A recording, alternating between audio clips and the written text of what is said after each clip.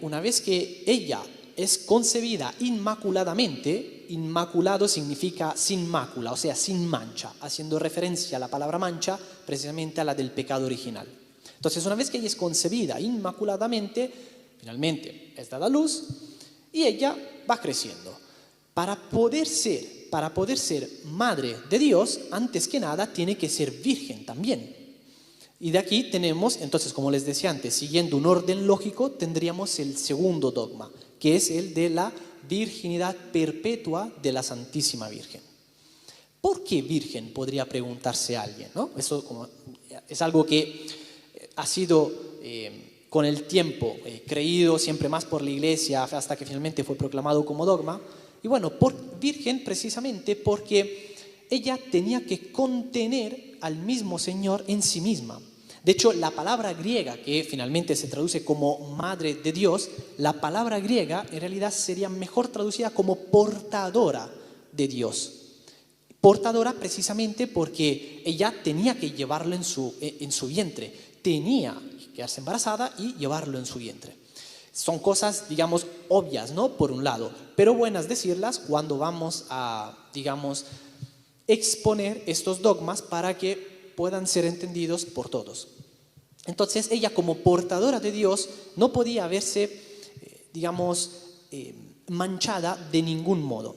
Ahora, dado que hay el ser virgen precisamente es, digamos, un modo análogo a hablar de alguien como de sin mancha, el estar pura, el ser santa, entonces es por esto que ella también tenía que ser virgen.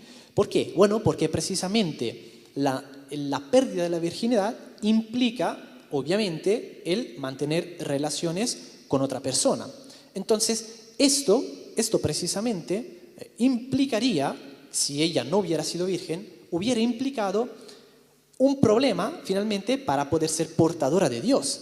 Porque para poder ser portadora de Dios, ella no podía verse manchada de ningún modo. Tenía que ser pura, tenía que ser casta, tenía que ser una mujer virtuosa, una mujer santa. Y al, digamos, mantener, si es que lo hubiera hecho, al mantener relaciones con un hombre, pues en ese caso entonces, además al hacerlo con un hombre que sí estaba contaminado por el pecado original, pues entonces ella hubiera precisamente perdido esa pureza que tenía y de ese modo entonces su vientre ya no hubiera sido digno, ya no hubiera tenido la predisposición que necesitaba para poder albergar en sí mismo al mismísimo Dios. De tal manera que tenía que ser virgen por todas estas cosas, una serie de otras cosas que hoy lamentablemente por el tiempo no nos va a dar tiempo de, digamos, tratarlas. Así que finalmente en su virginidad, virgen antes, durante y después del parto, por eso que se le dice la siempre virgen o virginidad perpetua, pues ella se queda embarazada. Se queda embarazada por un milagro de Dios. Eso es sencillamente, digamos, la respuesta, ¿no? De ahí que se convierte entonces en madre o portadora de Dios. Se queda embarazada, concibe al mismo Señor que toma la carne de ella, como decíamos antes, porque de este modo es que Él podía también, digamos, mantener en su naturaleza humana la santidad, no verse manchado con el pecado original y todas estas cosas que de haberlas contraído no le hubieran permitido precisamente dar su vida para salvarnos a nosotros. No sé si se han preguntado alguna vez por qué el Señor Jesús tuvo que dar su vida, por qué tuvo que experimentar dolor y por qué Dios se tuvo que encarnar y, por ejemplo, Dios no pudo salvar a toda la humanidad de algún otro modo, por ejemplo, por medio de algún gran hombre o mujer, o de algún ángel, por ejemplo, de algún espíritu bueno, de algún Espíritu Santo. Bueno, la respuesta es que dado que el pecado es una ofensa y deuda infinita que se comete contra Dios, ninguna criatura que sería finita podría nunca, por medio de su muerte, de experimentar una serie de dolores, darnos a nosotros o convertirse en el medio para que Dios pudiera concedernos a nosotros el perdón de los pecados y la salvación. porque sería un sacrificio finito, es decir, hecho por parte de una criatura. Y esto, por lo tanto, no tendría ni siquiera ningún sentido.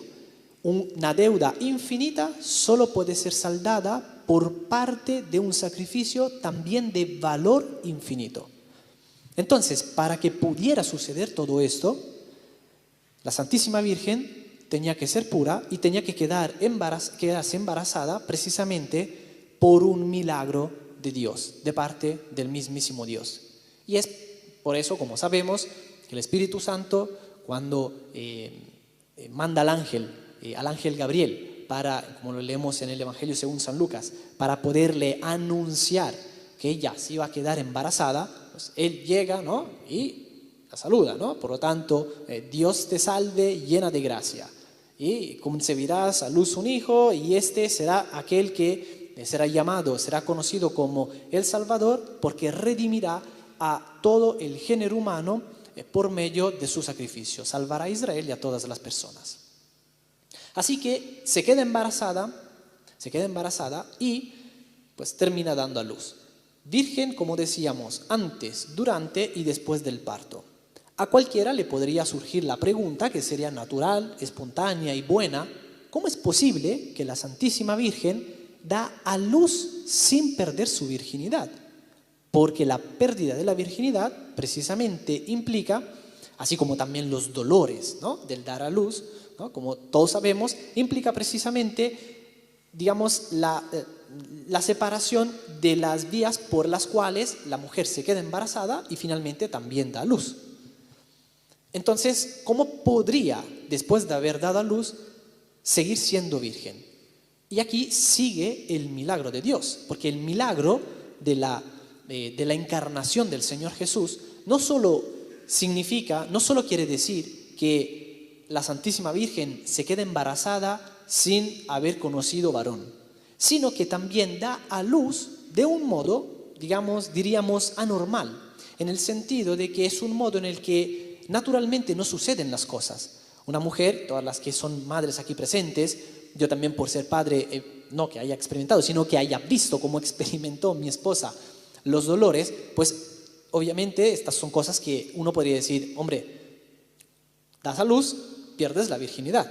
Pues en el caso del Señor Jesús no es así, porque por un milagro es que Él puede pasar por María sin hacerle perder la virginidad.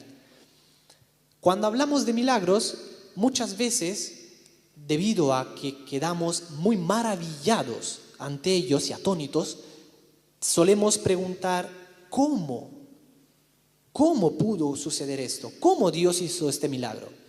Bueno, la verdad es que, como sucede con todos los milagros, la única respuesta que, podemos dar es por el poder de Dios, porque siendo Él omnipotente, puede hacer algo como esto. ¿Podemos explicar esto cómo sucedió? No, porque de nuevo es un milagro, y ante los milagros solo podemos, proclamarlos, solo podemos decirlos, referirlos, sin poder explicar el cómo sucedió. Entonces, estas son cosas buenas a tener en cuenta, porque, como digo, a veces nos hacemos nosotros preguntas, otras veces nos las hacen otras personas, y siempre es bueno tratar de estar preparados para poder dar razón, como diría San Pedro, para dar razón de la fe que nosotros creemos y que también predicamos a otras personas.